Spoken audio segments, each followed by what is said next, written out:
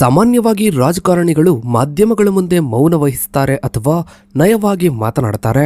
ಆದರೆ ಈಗ ಕಾಂಗ್ರೆಸ್ ನಾಯಕ ರಾಹುಲ್ ಗಾಂಧಿಯವರು ಮಾತ್ರ ಹಿಂದೆಂದೂ ಕಾಣದ ಅತಿದೊಡ್ಡ ಆಕ್ರೋಶವನ್ನ ಹೊರಹಾಕಿದ್ದಾರೆ. ನೇರವಾಗಿ ಮಾಧ್ಯಮದವರನ್ನೇ ಗುರಿಯಾಗಿಸಿ ನೀವು ಪತ್ರಕರ್ತರೋ ಅಥವಾ ಬಿಜೆಪಿ ಕಾರ್ಯಕರ್ತರೋ ಎಂದು ಮುಖಕ್ಕೆ ಹೊಡೆದಂತೆ ಪ್ರಶ್ನೆ ಕೇಳಿದ್ದಾರೆ. ಇದಷ್ಟೇ ಅಲ್ಲ, ದೇಶಕ್ಕೆ ಅನ್ಯಾಯ ಮಾಡಬೇಡಿ ಎಂದು ಮಾಧ್ಯಮದವರಿಗೆ ಖಡಕ್ ಎಚ್ಚರಿಕೆಯನ್ನ ನೀಡಿದ್ದಾರೆ. ಅಸಲಿಗೆ ಅಲ್ಲಿ ನಡೆದದ್ದಾದ್ರೂ ಏನು? ರಾಹುಲ್ ಗಾಂಧಿ ಇಷ್ಟೊಂದು ಗರಂ ಆಗೋದಕ್ಕೆ ಕಾರಣವೇನು? ಮಾಧ್ಯಮಗಳು ನಿಜವಾಗ್ಲೂ ಬಿಜೆಪಿ ಪರವಾಗಿ, ಮೋದಿ ಪರವಾಗಿ ಕೆಲಸವನ್ನ ಮಾಡ್ತಾ ಇದೆಯಾ? ಇದರ ಬಗ್ಗೆನೇ ಒಂದು ವಿಶೇಷ ವರದಿ ಇದೆ, ಬನ್ನಿ ನೋಡ್ತಾ ಹೋಗೋಣ. ಸ್ನೇಹಿತರೆ, ಭಾರತದ ರಾಜಕೀಯ ಇತಿಹಾಸದಲ್ಲಿ ಮಾಧ್ಯಮಗಳು ಮತ್ತು ರಾಜಕೀಯ ನಾಯಕರ ನಡುವಿನ ಸಂಬಂಧವು ಯಾವಾಗಲೂ ಸಂಕೀರ್ಣವಾದ ಮತ್ತು ಚರ್ಚಾಸ್ಪದ ವಿಷಯವಾಗಿರುತ್ತೆ. ವಿಶೇಷವಾಗಿ 2026ರ ಬಜೆಟ್ ಅಧಿವೇಶನದ ಸಂದರ್ಭದಲ್ಲಿ ಲೋಕಸಭೆಯ ವಿರೋಧ ಪಕ್ಷದ ನಾಯಕ ರಾಹುಲ್ ಗಾಂಧಿಯವರು ಪತ್ರಕರ್ತರನ್ನ ಉದ್ದೇಶಿಸಿ ನೀಡಿದ ನೀವು ಪತ್ರಕರ್ತರೋ ಅಥವಾ ಬಿಜೆಪಿ ಕಾರ್ಯಕರ್ತರೋ ಎಂಬ ಹೇಳಿಕೆಯು ಕೇವಲ ಒಂದು ರಾಜಕೀಯ ಆಕ್ರೋಶವಲ್ಲ, ಬದಲಾಗಿ ಇದು ಭಾರತೀಯ ಪ್ರಜಾಪ್ರಭುತ್ವದ 4ನೇ ಸ್ತಂಭದ ನಿಷ್ಪಕ್ಷಪಾತದ ಬಗ್ಗೆ ಎದ್ದಿರುವ ಗಂಭೀರ ಪ್ರಶ್ನೆಯಾಗಿದೆ. ಸ್ನೇಹಿತರೆ, ರಾಹುಲ್ ಗಾಂಧಿಯವರು ಮಾಧ್ಯಮಗಳನ್ನ ಟೀಕಿಸುವುದು ಇದೇನು ಮೊದಲಲ್ಲ. 2023ರ ಮಾರ್ಚ್ ತಿಂಗಳಿನಲ್ಲಿ ಸೂರತ್ ನ್ಯಾಯಾಲಯವು ಮೋದಿ ಉಪನಾಮದ ಪ್ರಕರಣದಲ್ಲಿ ಇವರಿಗೆ ಶಿಕ್ಷೆ ವಿಧಿಸಿ ಸಂಸದ ಸ್ಥಾನದಿಂದ ಅನರ್ಹಗೊಳಿಸಿದಾಗಲೂ ಇವರು ಇದೇ ರೀತಿಯ ತೀಕ್ಷ್ಣ ಪ್ರತಿಕ್ರಿಯೆಯನ್ನ ನೀಡಿದ್ರು. ಅಂದು ಪತ್ರಿಕಾಗೋಷ್ಠಿಯಲ್ಲಿ ಪ್ರಶ್ನೆ ಕೇಳಿದ ಪತ್ರಕರ್ತನಿಗೆ, ನಿಮಗೆ ಬಿಜೆಪಿ ಪರವಾಗಿ ಕೆಲಸ ಮಾಡಬೇಕಿದ್ರೆ ಬಿಜೆಪಿಯ ಬ್ಯಾಡ್ಜ್ ಧರಿಸಿ ಇಲ್ಲಿಗೆ ಬನ್ನಿ, ಪತ್ರಕರ್ತರಂತೆ ನಟಿಸಬೇಡಿ ಎಂದು ಇವರು ಹೇಳಿದ್ರು. ಈ ಘಟನೆಯು 2026ರ ಫೆಬ್ರವರಿ 12ರಂದು ನಡೆದಂತಹ ಘಟನೆಗೆ ಬಲವಾದ ಮುನ್ನುಡಿಯಾಗಿತ್ತು. 2026ರ ಬಜೆಟ್ ಅಧಿವೇಶನದಲ್ಲಿ ರಾಹುಲ್ ಗಾಂಧಿಯವರು ಕೇಂದ್ರ ಸರ್ಕಾರದ ವಿರುದ್ಧ ತೀವ್ರವಾದ ವಾಗ್ದಾಳಿಯನ್ನ ನಡೆಸಿದ್ರು.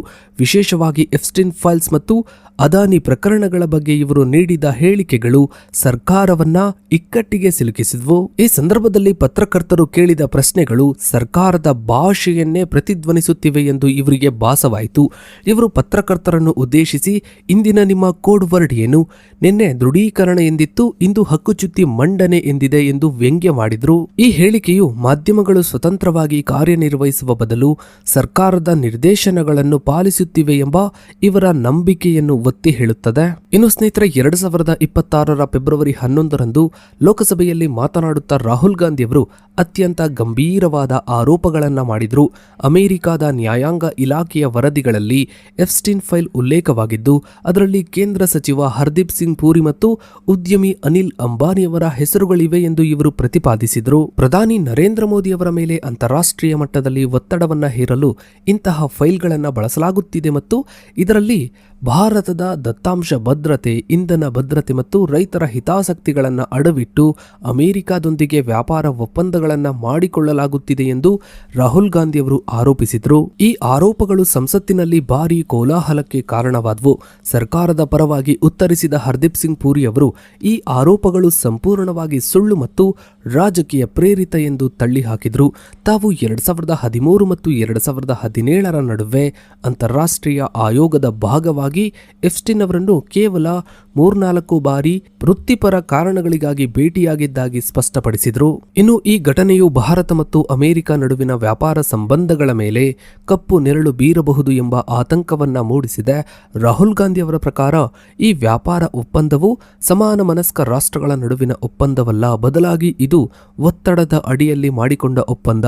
140 ಕೋಟಿ ಭಾರತೀಯರ ಭವಿಷ್ಯವನ್ನ ಅಪಾಯಕ್ಕೆ ಸಿಲುಕಿಸಿ ಈ ಒಪ್ಪಂದವನ್ನ ಮಾಡಿಕೊಳ್ಳಲಾಗಿದೆ ಎಂದು ಇವರು ಟ್ವಿಟರ್ನಲ್ಲಿ ಟ್ವೀಟ್ ಮಾಡುವ ಮೂಲಕ ದೇಶಕ್ಕೆ ಎಚ್ಚರಿಕೆಯನ್ನ ನೀಡಿದರು. ಈ ಹಿನ್ನೆಲೆಯಲ್ಲಿ ಮಾಧ್ಯಮಗಳು ಈ ಗಂಭೀರ ವಿಷಯಗಳ ಬಗ್ಗೆ ತನಿಖಾ ವರದಿಯನ್ನ ಮಾಡುವ ಬದಲು ಸರ್ಕಾರದ ಪರವಾಗಿ ಕೋಡ್ ವರ್ಡ್ ಬಳಸಿ ಪ್ರಶ್ನೆ ಕೇಳುತ್ತಿವೆ ಎಂಬುದು ಇವರ ಆಕ್ರೋಶದ ಮೂಲ ಕಾರಣ.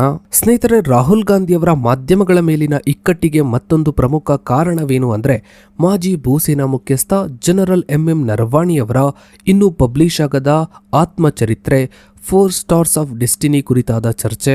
2020ರ ಗಲ್ವಾನ್ ಸಂಘರ್ಷದ ಸಂದರ್ಭದಲ್ಲಿ ಪ್ರಧಾನಮಂತ್ರಿಯವರು ಜವಾಬ್ದಾರಿಯಿಂದ ನುಣುಚಿಕೊಂಡರು ಮತ್ತು ರಕ್ಷಣಾ ಪಡೆಗಳಿಗೆ ಸ್ಪಷ್ಟ ನಿರ್ದೇಶನ ನೀಡಿರಲಿಲ್ಲ ಎಂದು ಈ ಪುಸ್ತಕದ ಭಾಗಗಳನ್ನು ಉಲ್ಲೇಖಿಸಿ ರಾಹುಲ್ ಗಾಂಧಿಯವರು ಆರೋಪಿಸಿದರು.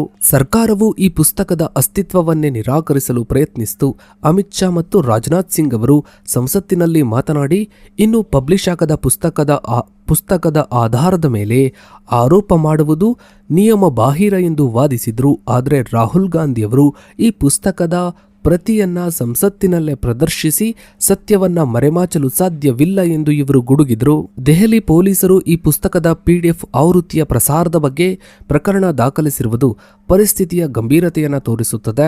ಈ ವಿಷಯವನ್ನ ಮಾಧ್ಯಮಗಳು ಸರಿಯಾದ ರೀತಿಯಲ್ಲಿ ಜನರಿಗೆ ತಲುಪಿಸುತ್ತಿಲ್ಲ ಎಂಬುದು ಇವರ ಮತ್ತೊಂದು ದೂರು. ಇನ್ನು ಸ್ನೇಹಿತರೆ, ಫೆಬ್ರವರಿ 12ರಂದು ರಾಹುಲ್ ಗಾಂಧಿಯವರು ಪತ್ರಕರ್ತರಿಗೆ ನೀಡಿದ ಎಚ್ಚರಿಕೆಯು ಅತ್ಯಂತ ಕಟುವಾಗಿತ್ತು.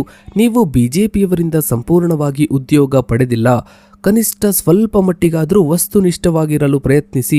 ಇದು ನಿಜಕ್ಕೂ ನಾಚಿಕೆಗೇಡಿನ ಸಂಗತಿ. ಇದು ಅತಿಯಾಯಿತು ಎಂದು ಇವರು ಹೇಳಿದರು. ಈ ಹೇಳಿಕೆಯು ಭಾರತೀಯ ಮಾಧ್ಯಮ ರಂಗದಲ್ಲಿ ನಡೆಯುತ್ತಿರುವ ಪಕ್ಷಪಾತದ ವರದಿಗಾರಿಕೆಯನ್ನ ನೇರವಾಗಿ ಗುರಿಯಾಗಿಸಿತು.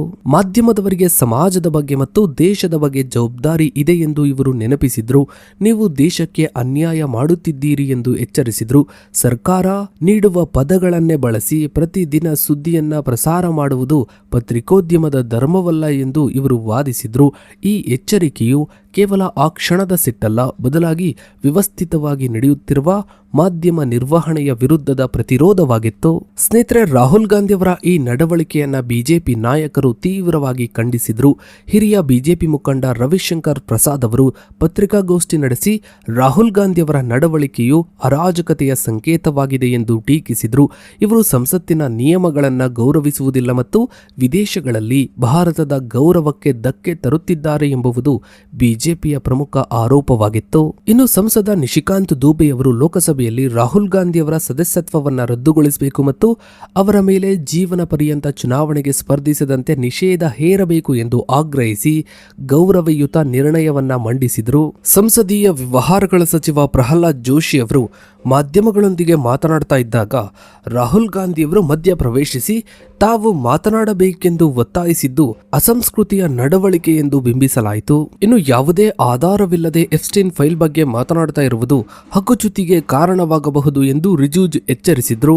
ಇನ್ನು ಸರ್ಕಾರದ ವಂದೇ ಮಾತರಂ ಗೀತೆಯ ಸಂಪೂರ್ಣ ಗಾಯನದ ಆದೇಶದ ಬಗ್ಗೆ ರಾಹುಲ್ ಗಾಂಧಿಯವರ ನಿಲುವೇನು ಎಂದು ರವಿಶಂಕರ್ ಪ್ರಸಾದ್ ಅವರು ಪ್ರಶ್ನಿಸಿದ್ರು. ಇದನ್ನು ರಾಷ್ಟ್ರೀಯತೆಯ ಪರೀಕ್ಷೆಯಾಗಿ ಬಳಸಲಾಯಿತು. ರಾಹುಲ್ ಗಾಂಧಿಯವರ ನೀವೇನು ಬಿಜೆಪಿ ಕಾರ್ಯಕರ್ತರ ಎಂಬ ಹೇಳಿಕೆಗೆ ಮುಂಬೈ ಪ್ರೆಸ್ ಕಲ್ಟ್ ಮತ್ತು ಇತರ ಪತ್ರಕರ್ತರ ಸಂಘಟನೆಗಳು ಈ ಹಿಂದೆ ಆಕ್ಷೇಪವನ್ನ ವ್ಯಕ್ತಪಡಿಸಿದ್ವು. ರಾಜಕೀಯ ನಾಯಕರು ಅಹಿತಕರ ಪ್ರಶ್ನೆಗಳನ್ನ ಕೇಳಿದಾಗ ಪತ್ರಕರ್ತರನ್ನು ಅವಮಾನಿಸುವುದು ಸರಿಯಲ್ಲ ಮತ್ತು ಇದು ಪ್ರಜಾಪ್ರಭುತ್ವದ ಮೌಲ್ಯಗಳಿಗೆ ವಿರುದ್ಧವಾಗಿದೆ ಎಂದು ಅವು ಅಭಿಪ್ರಾಯಪಟ್ಟಿದ್ವು. ಪತ್ರಕರ್ತರ ಕೆಲಸವೇ ಪ್ರಶ್ನೆಯನ್ನ ಕೇಳುವುದು ಮತ್ತು ರಾಜಕೀಯ ನಾಯಕರು ಘನತೆಯಿಂದ ಉತ್ತರ ನೀಡಬೇಕು ಎಂದು ಸಂಘಟನೆಗಳು ವಾದಿಸಿದ್ವು. ಸದ್ಯಕ್ಕಂತೂ ರಾಹುಲ್ ಗಾಂಧಿಯವರ ಆಕ್ರೋಶ ಕೇವಲ ಬಿಜೆಪಿಯ ಮೇಲೆ ಅಷ್ಟೇ ಅಲ್ಲದೆ ಮಾಧ್ಯಮಗಳ ಮೇಲೂ ಕೂಡ ತಿರುಗಿದೆ. ಮುಂದಿನ ದಿನಗಳಲ್ಲಿ ಏನೆಲ್ಲ ಆಗುತ್ತೆ ಅನ್ನೋದನ್ನ ಕಾದು ನೋಡಬೇಕಿದೆ. ಸೊ ಇದಾಗಿತ್ತು ಸ್ನೇಹಿತರೆ ಇವತ್ತಿನ ಈ ಒಂದು ವಿಡಿಯೋದ ಬಗ್ಗೆ ನಿಮ್ಮ ಅನಿಸಿಕೆ ಅಭಿಪ್ರಾಯಗಳನ್ನು ತಪ್ಪದೇ ಕಮೆಂಟ್ ಸೆಕ್ಷನ್ ಅಲ್ಲಿ ಕಮೆಂಟ್ ಮಾಡಿ. ಹಾಗೆ ವಿಡಿಯೋಗೊಂದು ಲೈಕ್ ಮಾಡ್ತಾ ವಿಡಿಯೋನ ಆದಷ್ಟು ಎಲ್ಲ ಕಡೆ ಶೇರ್ ಮಾಡಿ. ನೀವಿನ್ನು ನಮ್ಮ ಚಾನಲ್ಗೆ ಸಬ್ಸ್ಕ್ರೈಬ್ ಆಗಿಲ್ಲ ಅಂದರೆ ಕೆಳಗಡೆ ಕಾಣ್ತಾ ಇರೋ ಸಬ್ಸ್ಕ್ರೈಬ್ ಬಟನ್ನ ಕ್ಲಿಕ್ ಮಾಡಿ. ಹಾಗೆ ಪಕ್ಕದಲ್ಲಿ ಕಾಣೋ ಬೆಲ್ ಐಕನ್ ಕೂಡ ಕ್ಲಿಕ್ ಮಾಡಿ. ಥ್ಯಾಂಕ್ಸ್.